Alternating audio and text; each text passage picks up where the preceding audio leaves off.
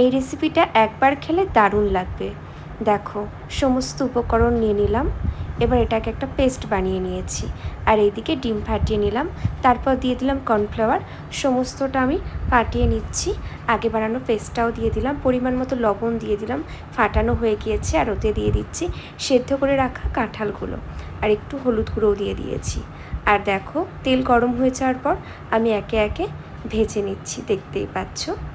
আর ভাজা মোটামুটি কমপ্লিট হয়ে গিয়েছে, তুলে রেখেছি। কড়াই তেল দিয়ে দিয়েছি, আর দিয়ে দিয়েছি তার সাথে পেঁয়াজ, কাঁচা লঙ্কা, একটু লবণ। আর এইদিকে দেখো সমস্ত সস দিয়ে দিচ্ছি, tomato sauce, chilli sauce, soya sauce, সমস্তটা দিয়ে দিলাম। হালকা করে একটু ফাটিয়ে নিচ্ছি। আর এই দেখো সমস্ত তো দেওয়া হয়ে গিয়েছে। এবার দিয়ে দেবো একটুখানি চিনি, দেখো চিনিও দিয়ে দিয়েছি, হালকা তেল ছেড়েছে। এবার দিয়ে দিচ্ছি পরিমাণ মতো জলও দেওয়া হয়ে গেল। দেখো এটা মোটামুটি কমপ্লিট। জলে একটু কর্নফ্লাওয়ার গুলে দিলাম। আর এইদিকে দেখো সমস্ত বড়াগুলো আমি দিয়ে দিলাম ওর মধ্যে। আমার রান্না প্রায় কমপ্লিট।